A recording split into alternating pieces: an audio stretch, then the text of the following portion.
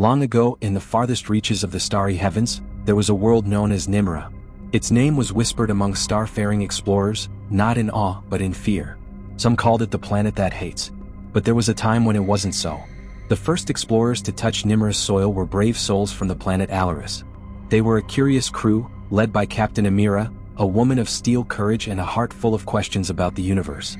She had heard the ancient stories, the strange tales passed down from starship to starship, of a world lost in time, waiting to be found. Her crew had gathered in the bright halls of their ship, the Starlight Voyager, and gazed upon the world from their observation windows. It was a glowing jewel in the black sky, green and blue like a newborn world, with swirling clouds that seemed to whisper across its surface. The legends tell of a forgotten race, Captain Amira said to her crew, of beings who built great cities under the sea, of wonders that no one has seen for thousands of years. "Do you think we'll find something?" asked Zedric, the ship's engineer, his hands trembling as he adjusted the ship's controls. "If the stories are true," she replied, "we may find more than we can imagine." The Starlight Voyager set down gently on Nymara's surface, near a vast forest of towering trees whose trunks pulsed with strange, glowing energy. The air was heavy and there was something unsettling about the silence. No animals roamed. No wind howled. Nothing moved, yet everything seemed alive, alive in ways that made the crew uneasy. They began their exploration with great excitement, but it wasn't long before the first sign of trouble appeared. While Captain Amira and Zedric set up camp near a mountain pass, the others began searching the ruins of a long-lost city hidden deep in the forest. What they found were stone pillars that seemed to hum with energy, strange symbols etched into them that glowed softly in the dim light. But as they touched these symbols, the ground began to tremble, and the sky overhead darkened, as if the planet itself was waking up in anger. "This isn't right," muttered Lyra, the ship's botanist, as she backed away from a pillar. "It feels like the planet doesn't want us here." Before she could say more, a massive shadow darted across the sky, blotting out the stars for a moment. The explorers froze, their hearts racing. "What was that?" shouted Zedric, looking up in fear. The sky above them shimmered. At first it looked like a shimmering wave, a ripple through the air, until the ground itself seemed to ripple beneath their feet. In that instant, strange black creatures like tall, thin shadows appeared from the trees.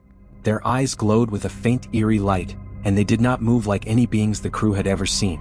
They glided, floating rather than walking, and their presence made the air feel colder, heavier. Lyra screamed, her voice swallowed by the growing hum that filled the air. The shadows circled them, their glowing eyes narrowing with each passing second. "We need to leave," Captain Amira said urgently, but even as she spoke, the ground beneath them shook harder. The planet itself seemed to breathe as though it were alive and angry. As the explorers scrambled back toward their ship, it became clear that Nymara had no intention of allowing them to leave so easily. The planet, or something on it, was pushing back, trying to force them away.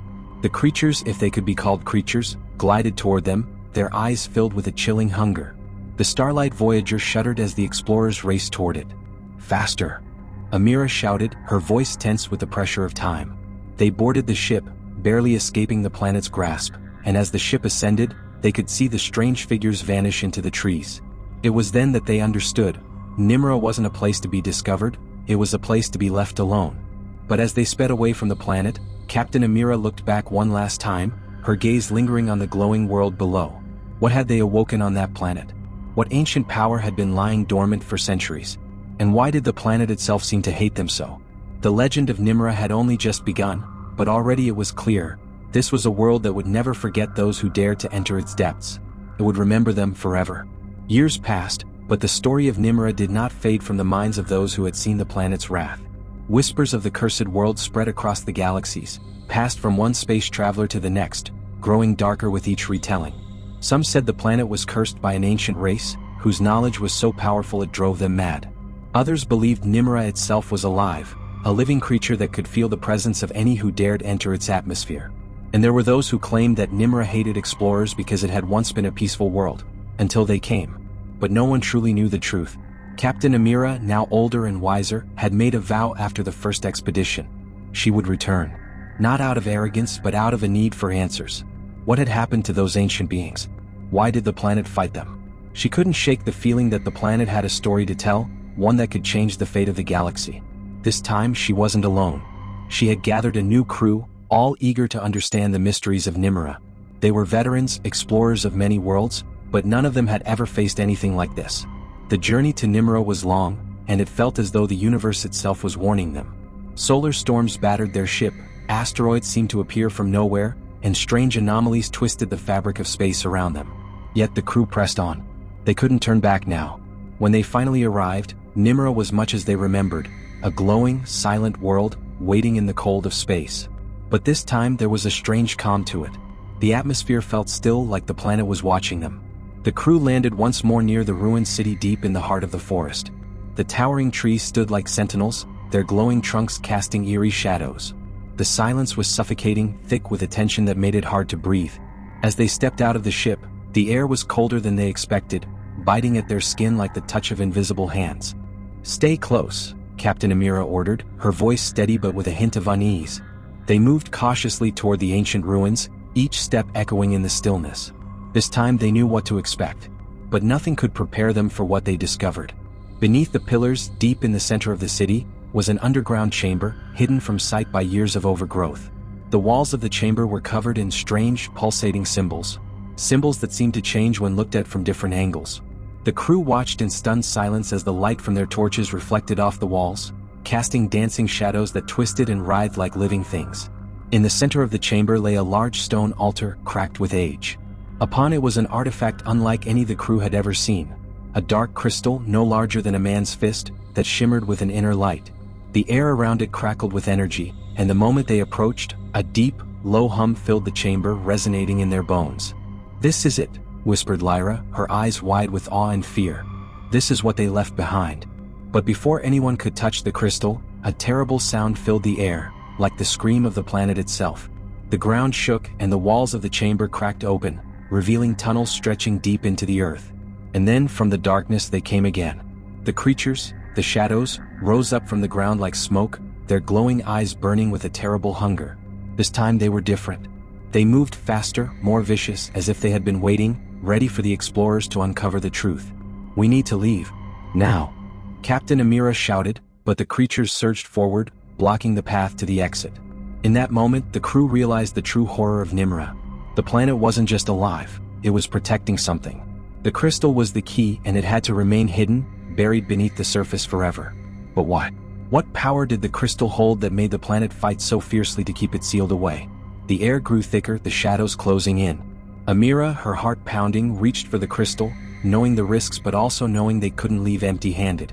Her hand hovered over it, the hum growing louder, and the planet seemed to scream in rage.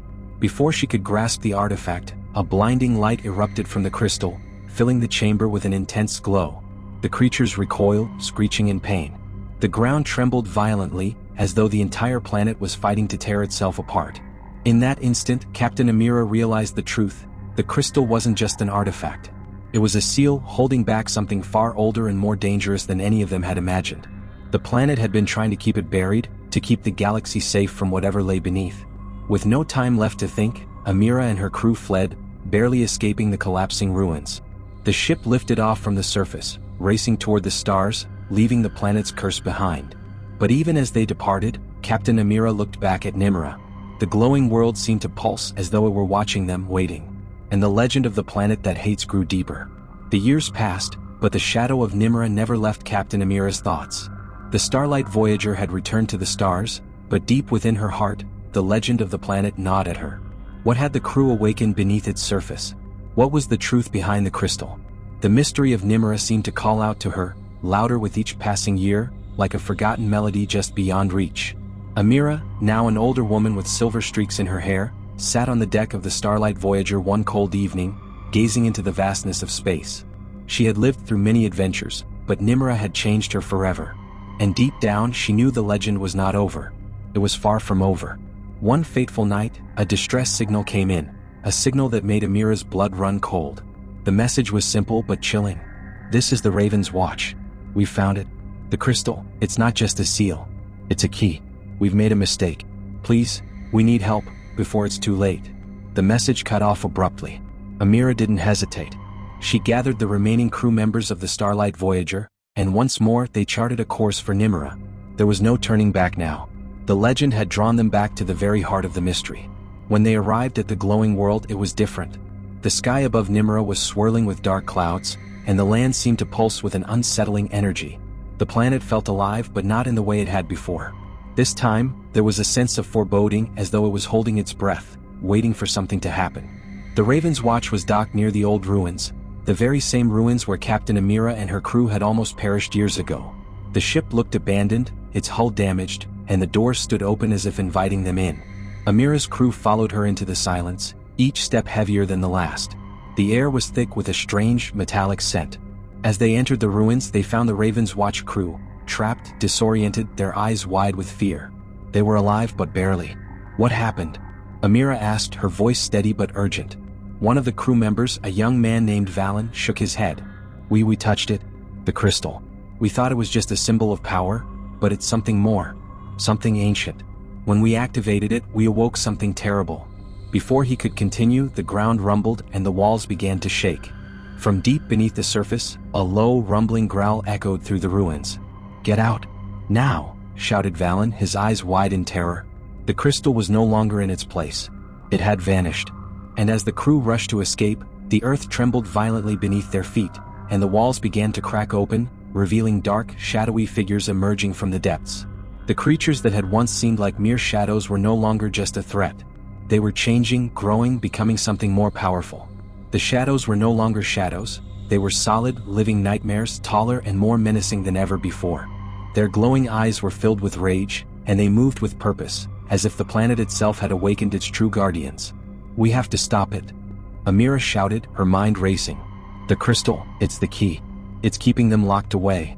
The planet was no longer just a cursed world, it was a prison. The crystal, a dark relic of a lost civilization, had been keeping a force older than the stars themselves sealed beneath the surface. Now, with the crystal gone, the planet was beginning to unravel, and those ancient, shadowy beings were free. Amira and her crew fought their way through the collapsing ruins, racing against time. But the planet wasn't just collapsing, it was fighting back. The ground split open, revealing enormous fissures that spewed glowing energy into the sky. The trees, the very life of Nymara, twisted into grotesque shapes, their branches reaching toward the heavens like arms begging for release. The crew barely made it back to the Starlight Voyager in time, but even as they lifted off, the planet seemed to scream in agony. The shadows were spreading across the land, and Nymara's surface cracked open, revealing a dark abyss beneath. The planet was dying, and its death cry echoed through the void. As the ship broke through the atmosphere, Captain Amira watched from the cockpit, her heart heavy with the weight of what they had unleashed. The sky above Nymara was a swirling vortex of light and dark, and the planet itself seemed to be falling apart piece by piece. "We should never have returned," she whispered to herself, though deep down, she knew there was no other choice. Some legends, once awakened, cannot be forgotten.